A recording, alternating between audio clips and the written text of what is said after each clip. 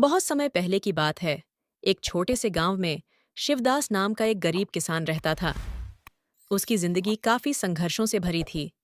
उसका घर बहुत साधारण था, छप्पर से ढका हुआ, चारों ओर से मिट्टी की दीवारों से घिरा हुआ। शिवदास की पत्नी पार्वती और उनके दो छोटे बच्चे भी उसके साथ रहते थे। उनके पास बहुत कम जमीन थी और फसल भी पर्याप्त नहीं होती थी, जिससे वे अपनी रोजमर्रा की जरूरतें पूरी कर सकें।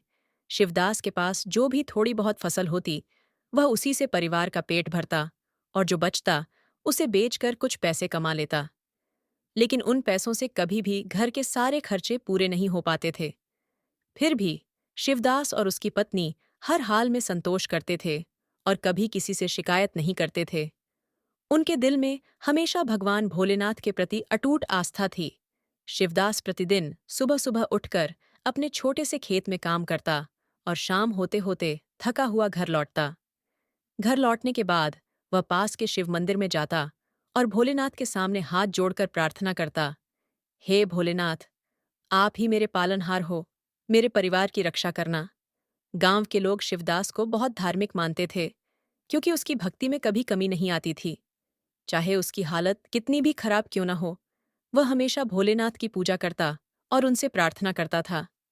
लेकिन कई बार लोग उसे ताने भी मारते थे, इतनी भक्ति करने से क्या होगा?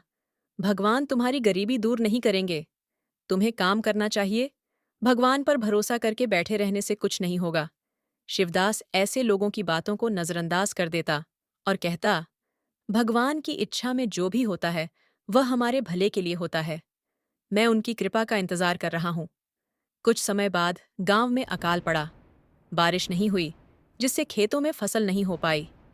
शिवदास के पास जो थोड़ा बहुत था, वह भी खत्म हो गया। अब उसके पास कुछ भी नहीं बचा था। परिवार का पेट भरना भी मुश्किल हो गया। शिवदास और उसकी पत्नी पार्वती को कई दिनों तक भूखा रहना पड़ता, लेकिन वे अपने बच्चों को कुछ न कुछ खिला देते थे। एक दिन शिवरात्रि का पावन पर्व आया। शिवरात्रि के दिन शिवदास हमेशा व्रत रखता और भगवान भोलेनाथ की विशेष पूजा करता था। लेकिन इस बार उसके पास पूजा के लिए कुछ भी नहीं था। घर में खाने के लिए अनाज का एक दाना भी नहीं बचा था। शिवदास उदास हो गया, लेकिन उसने हार नहीं मानी। उसने पार्वती से कहा, इस बार हमारे पास कुछ नहीं है, लेकिन फिर भी मैं भोलेनाथ की पूजा करूंगा। पार्वती ने कहा, हमारे पास कुछ भी नहीं है, कैसे पूजा करोगे? न तो भोग लगाने के लिए फल है और न ही दूध। शिवदास ने जवाब दिया, भोलेनाथ को सिर्फ हमारी भक्ति चाहिए, उन्हें भोग से कोई फर्क नहीं पड़ता। मैं अपने दिल से उन्हें निमंत्रण दूंगा और वह अवश्य आएंगे। शिवदास ने अपनी टूटी फूटी झोपड़ी को साफ किया और अपने पास जो भी थोड़ा सा आटा बचा था, उससे रोटियां बनाईं। फिर उसने भगवान भोलेनाथ की पूजा की और दिल से उन्हें अपने घर भोजन करने के लिए आमंत्रित किया। शिवदास ने भोलेनाथ से प्रार्थना करते हुए कहा, हे महादेव, मेरे पास आपको अर्पित करने के लिए कुछ भी नहीं है, परंतु मैं अपनी सच्ची भक्ति और श्रद्धा से आपको निमंत्रण देता हूँ। कृपया आकर मेरे इस छोटे से घर में भोजन ग्रहण करें। रात हो गई और शिवदास और उसका परिवार भूखा ही सो गया। तभी अचानक दरवाजे पर दस्तक हुई। शिवदास ने दरवाजा खोला तो देखा कि एक वृद्ध साधु खड़ा था। उसकी लंबी दाढ़ी थी और वह सफेद वस्त्र पहने हुए था। साधु ने कहा, बेटा, क्या मुझे एक रात के लिए ठिकाना मिलेगा? मैं बहुत दूर से आया हूं और भूखा भी हूं। शिवदास ने साधु को अंदर बुलाया और कहा, आप मेरे घर आए हैं, ये मेरा सौभाग्य है। मेरे पास आपको देने के लिए ज्यादा कुछ नहीं है, लेकिन जो भी है वह मैं आपको अर्पित करूंगा।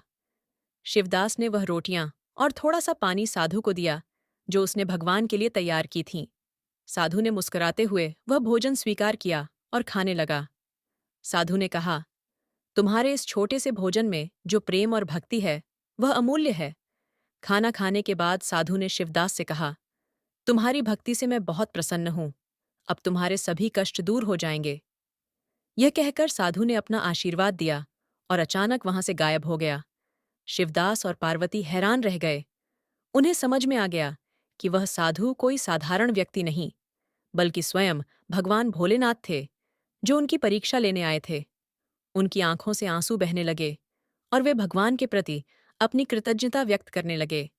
अगली सुबह जब शिवदास जागा, तो उसने देखा कि उसके घर के बाहर एक हरा भरा खेत था जो फसलों से लहलहा रहा था।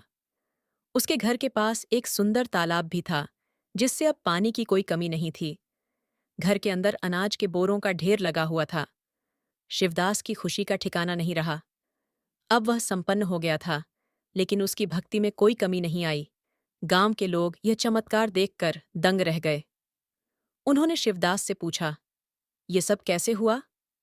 शिवदास ने कहा, यह सब भगवान भोलेनाथ की कृपा से हुआ है।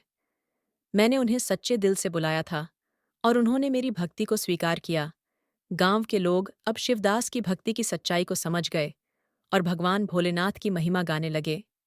शिवदास ने अपने नए जीवन की शुरुआत की, लेकिन वह अब भी उसी सादगी से रहता था और अपनी संपत्ति का उपयोग जरूरतमंदों की मदद के लिए करता था।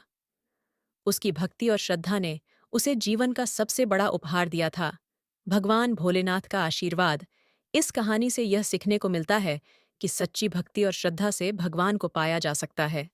वह सिर्फ भोग और सामग्री से प्रसन्न नहीं होते, बल्कि भक्त के मन की पवित्रता और सच्चाई को देखते हैं। शिवदास की तरह अगर हम अपने दिल से भगवान की पूजा करें, तो वे हमारी सभी परेशानियों को